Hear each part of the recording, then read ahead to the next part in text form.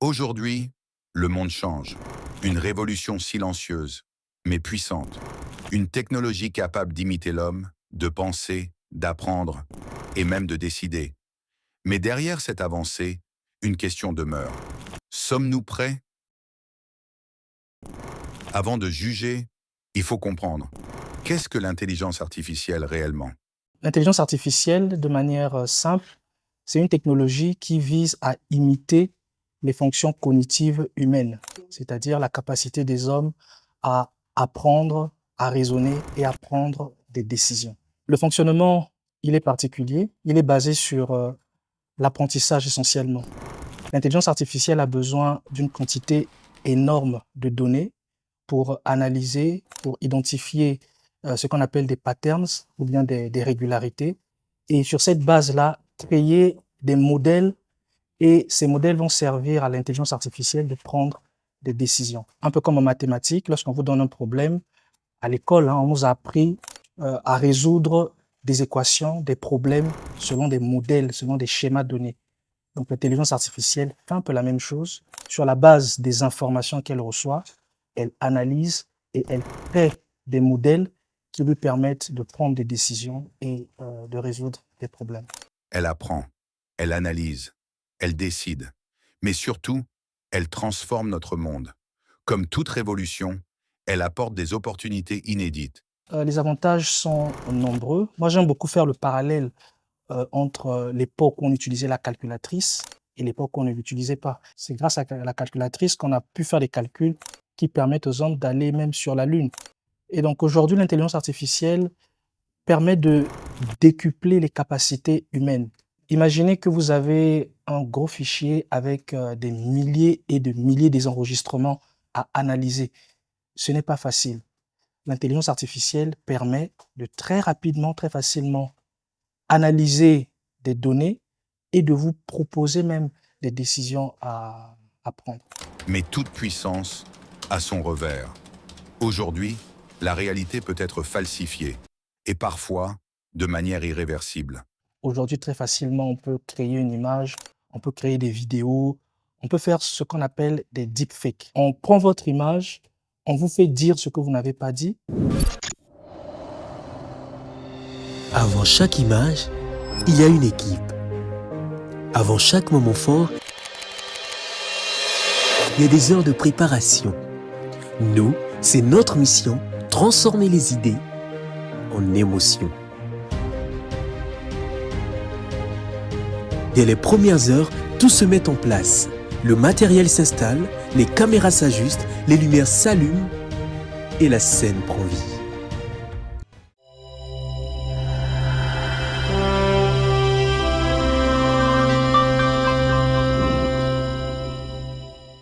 On prend votre image, on vous fait dire ce que vous n'avez pas dit, on vous fait faire ce que vous n'avez pas fait. Pas plus tard qu'hier, je regardais un documentaire où des femmes ont été prises pour victimes. Des gens ont pris leur image pour les mettre dans des films à caractère sexuel. Et c'est quelque chose de très, très, très grave. C'est une atteinte à la personnalité, atteinte à l'image, et ça peut pousser même à la mort, à la dépression. Un outil puissant, mais dangereux entre de mauvaises mains. Alors, qui contrôle cette technologie? Il n'y a pas encore, à ma connaissance, un texte congolais qui encadre l'intelligence artificielle. Toutefois, des cadres congolais participent à des réunions internationales où ils apprennent les bonnes pratiques, où ils reçoivent aussi des recommandations pour permettre à ce que l'utilisation de l'intelligence artificielle soit sécurisée au pays. Donc la recommandation que je peux faire au gouvernement, ce n'est que poursuivre ce qui est déjà fait, que les Congolais s'impliquent dans les débats internationaux, dans les discussions internationales sur ces technologies. Parce que l'intelligence artificielle et toutes les autres technologies d'ailleurs ne sont pas limitées au Congo, ce sont des choses qui sont transfrontalières. Mais certains pays ont déjà pris de l'avance. Mais s'il y a un pays qui est très avancé dans la gouvernance numérique et dans l'intelligence artificielle, c'est l'Estonie. l'Estonie. C'est un pays qui est très avancé. Ils ont des politiques digitales très, très, très avancées et desquelles plusieurs pays s'inspirent même. Ça, c'est en Europe. Mais il y a aussi Singapour. Singapour où le digital est très, très évolué, où le peuple est vraiment en sécurité dans l'utilisation du digital. Mais même les meilleurs ne contrôlent pas tout. C'est un problème qui est permanent. Les fraudeurs trouvent toujours des techniques nouvelles pour, euh, pour frauder, pour faire du tort aux autres. Pendant que certains réfléchissent à faire du bien, il y en a qui réfléchissent, qui prennent plaisir à faire du mal aux autres parce que c'est aussi un gagne-pain pour eux. Je me souviens d'une expérience dans une de mes anciennes vies professionnelles en tant que revenu assurance et fraude analyste. Donc, nous avions une liste de contrôles qu'on faisait tous les jours. Donc, il fallait aller dans les bases de données, il fallait croiser des bases de données et valider ces contrôles. Si on ne trouve pas de problème, c'est bien, il n'y a pas de problème, on marque fait 100%. Si on trouve un problème, on met ce problème en lumière et lorsqu'on fait des investigations, parfois ce sont soit des erreurs humaines et le plus souvent ce sont vraiment des fraudeurs. Et les jours où on ne faisait pas ces contrôles, malheureusement, il y avait souvent 70 à 80% de chances que des fraudeurs aient profité de notre inattention pour faire du mal aux autres. Donc tout ça, ça a été possible parce qu'il y avait des règles de protection, des règles de contrôle qui étaient faites. Et chez nous, avec l'ANSSI, l'Agence nationale de la sécurité des systèmes d'information et d'autres organes de contrôle, ben, il y a un travail permanent qui se fait.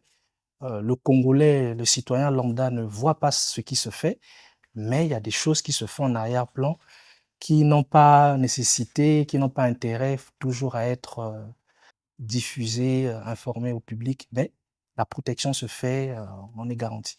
Alors, faut-il avoir peur? Oui, je peux le dire avec un grand oui, mais tout comme technologie, tout comme outil, il y a un côté positif, mais aussi un côté négatif. L'intelligence artificielle, c'est comme un couteau. Avec le même couteau, mon épouse peut me faire une bonne cuisine, me couper des tubercules à la maison, mais avec le même couteau aussi, le crime peut passer par là.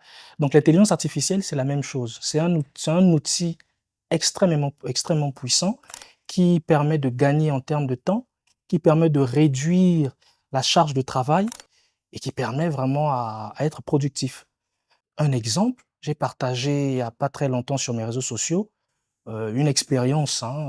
J'ai à moi seul compilé tout un événement d'une journée, c'est-à-dire 8 heures de réunion qui a été enregistré. Donc, sur la base de la transcription, j'ai ressorti un compte-rendu, j'ai ressorti une note de synthèse stratégique, j'ai aussi ressorti des recommandations qui sortaient des discussions des personnes. Mais ce travail que j'ai fait là aurait normalement nécessité 10 personnes. Un transcripteur, quelqu'un qui devait resuivre tout l'enregistrement pour écrire, peut-être aussi un rédacteur qui devait être là à relire les transcriptions, à harmoniser le texte, à arranger le texte, et après d'autres personnes qui pourraient synthétiser le travail, le mettre dans le format d'un compte rendu selon les règles administratives. Et c'est un travail qui allait nécessiter beaucoup de personnes et beaucoup de temps également. Mais moi, grâce à l'intelligence artificielle, en une affaire de 20 minutes, j'ai pu ressortir un document, j'ai pu le relire, corriger parce que tout ne peut pas être parfait, corriger certaines petites coquilles et livrer ce rendu-là à ma hiérarchie, aux personnes qui étaient dans le besoin. Mais cette efficacité a un prix. Beaucoup de gens disent que l'intelligence artificielle va faire perdre le travail aux gens. Oui, d'ailleurs, aux États-Unis, il y a des fortes compressions. Eux-mêmes qui ont créé l'intelligence artificielle sont en train de réduire leurs effectifs. Il y a des milliers de personnes qu'on a dû remercier chez Meta, des milliers de personnes qu'on a remerciées chez Amazon. Ils ont arrêté leur travail parce que ce qu'ils faisaient, les tâches répétitives qu'ils faisaient, ont été captées par l'intelligence artificielle.